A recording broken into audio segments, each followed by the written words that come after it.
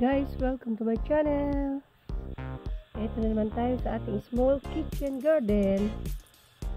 Improvised garden dito sa tagiliran. Guys, meron tayong intruder. Ano ginawa mo sa dahon ng aking sister? Harvest na raw tayo. And today's my topic is ito po. Nasama na naman akong bumili ng mga herbs. Meron po tayo namang bagong herbs na si grapefruit mint. Guys, ayan. Grapefruit mint po yan. Tapos, ito po si mojito. Mint herbs. And then, ito nakakatuwa guys. Eau de Cologne mint. Talagang pabango siya. Amoy pabango. Nakakatuwa. So, konti lang inaabutan ko dun sa sa bilihan ng sa green shop. Ay, naubusan ako. Ito naman si curry plant. Amoy curry. Panglagay sa curry po siya. Yung curry rice, mga ganon. Yan. Try ko lang magtanim ng mga ito yan.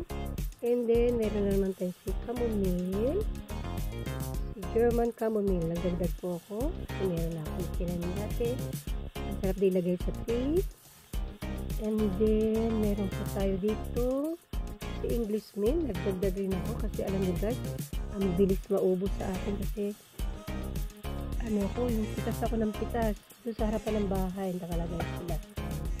And, good news again. Dalawa na lang natirang Swiss chard, colorful chards. Ayan. Ito po ay may carotene, vitamin, and any more. Ayan. Ganyan po yan makikita nyo. Ayan, presyo niya. Pero, gaganda yan mamaya. Magiging ganito po yan. Ayan, mga yan. Ayan, yan sila sa paso. Kaya lalagyan natin. Tanim natin mamaya, no? Dalawa po sila. Ayan po, dalawang baby ko. Ayan. Ay, naku, matitira. Ang baby. So, ayan. Ayusin natin. And, nag-try din ako bumili ng lemon verbena. Ito maganda rin ilagay sa mga tea, sa pagkain, sa salad. Isa lang binili ko, guys. Ayan. Ang presyo nito lahat, 275 without the tax. Ano yan? Ito, si chard, mura lang.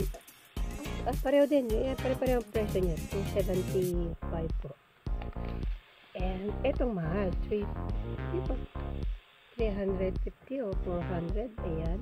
Bumili po ako ng rosemary. Ayan. Si marine blue. Si rosemary. Tatanim ko siya ng isa siya yung kumpul-kumpulin ko siya. So, ginawa ko siyang tatlo. Okay. Yan. Active plant. And then, si lemon mint. Tingnan nyo guys. Ang daming mint na klase, no? Ito na lang. Mga tira-tira na nabili ko dun. Kasi, mumulaklak yung baby. Mumulaklak ko ba? Yan. May mga siya, no? Thriving siya, no? Tawag yan. Runaway. Huwag ka mag-runaway, yeah. And then, ito si Eau de Cologne. Eau de Cologne. Pinangalan nila sa pabango. So, guys, ayan. Mamaya tatanim natin yan. Napakaganda po ng araw today. And, look at this. Ito sila guys, yung dati ko nabusip. Si lemon balm. Yan, November po yan. November 22. Si chamomile. And then, sana isa po. Ito naman si Royal Penny mint. Ayan. Ipasang ko na rin sila. Ito yung mga dati ko na si strawberry mint, tsaka si spearmint na hindi masyadong malago o ganyan ang style nila. At ito ating topic naman guys, ito tayo mag-harvest na po kami ilang days na lang 60 days na sila. But today, kailangan natin mag-harvest. Today is Sunday. Matulong tayo. Kunin lang natin malalagoy, malalaking dahon. Ito is spinach, mustard, or kumatsu na. Harvest day today. Yan. Yan, nalagay natin sa tinola. Si kumatsu na. Nabigat na siya. Kuha po tayo dyan. At ayun pa yung isa. Ayan guys. Naglalaguan na rito ang ating spinach. Update na konti. Spinach. Ilan din sa spinach. Ito no, October 25 po. At good news, binigyan ako ni Denmark. Kapos ko nang. Ito na lang natira ko, no? 4 years ago. May natira pa rin. Salamat baby, binigyan mo ng flower. I love you. Yung iba na dead bull sa taglamig.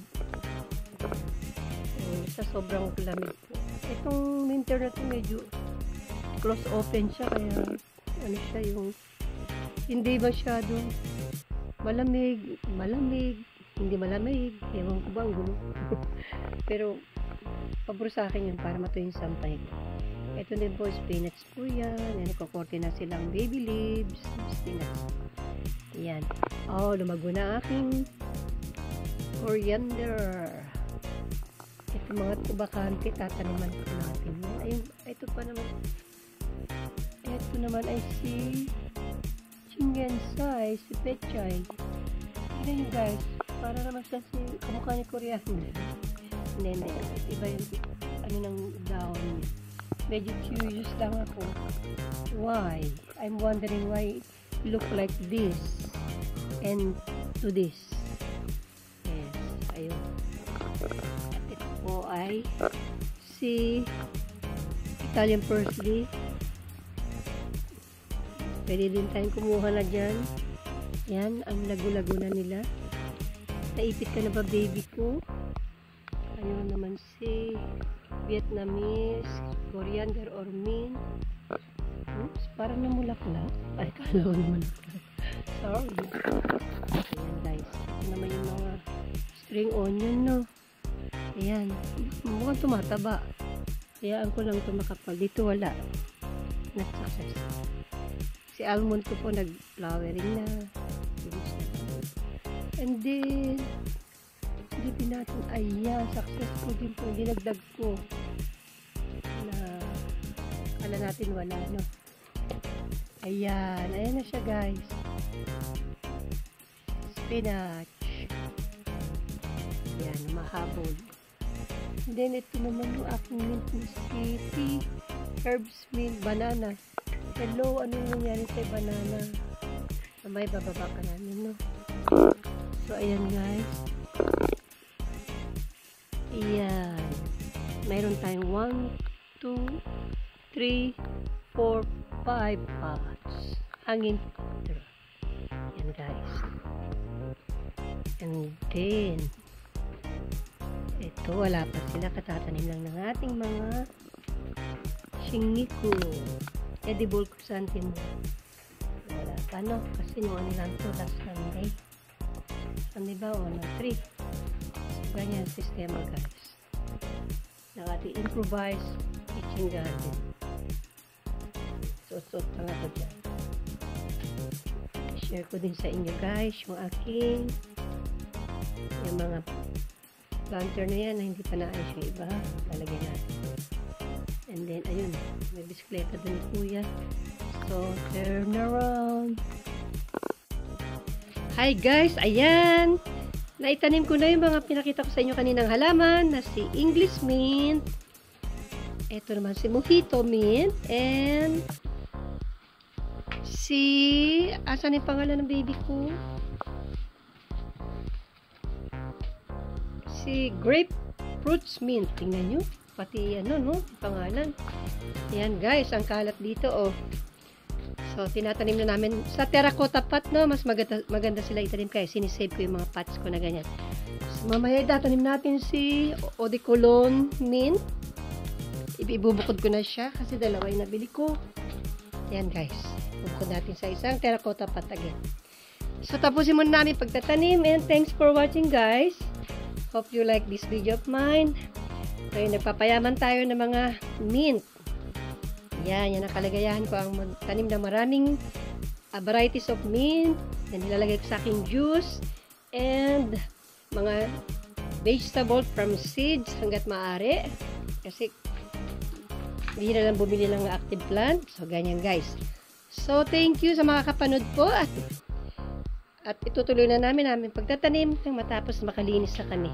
Thank you so much. At itatanim ko rin yung aking dalawang Swiss chards. Yun nandun. Kung makikita nyo nandun sa dulo pa. Ito guys. Ayan pa sila. Ito yung Swiss chards na tanim natin. Yan, active plant na bili. Ayan. Yan pa yung may tatanim ko guys. Okay. Tapusin lang namin to. Yan guys. Thanks for watching. Salamat po sa makakapanood. Yan. Napakaganda ng araw ngayon. Thank you. Please subscribe to my channel and don't forget to like, subscribe, and comment. Talaga to si Kuya. Oh, nilagyan ako ng tag.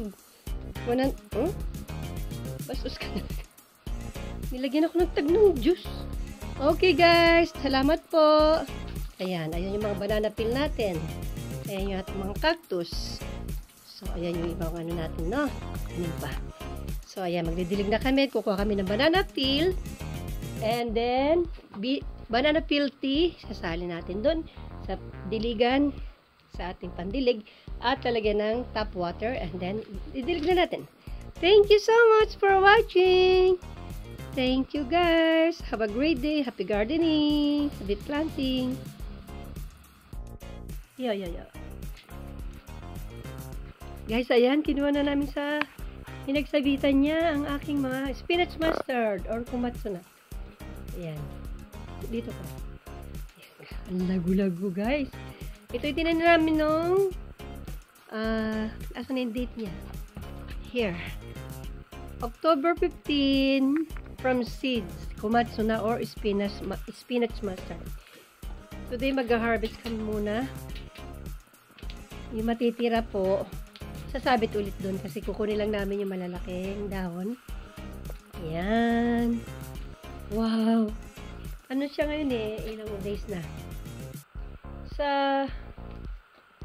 December 15, 2 months na siya. But today, kukunin lang namin yung malalaki kasi today Sunday, kukunin lang namin yung malalaki. Ibabalik namin doon kasi may tubo pa. So guys, mag-start na ako harvest or mag-cutting ng aming spinach mustard or kumatsuna.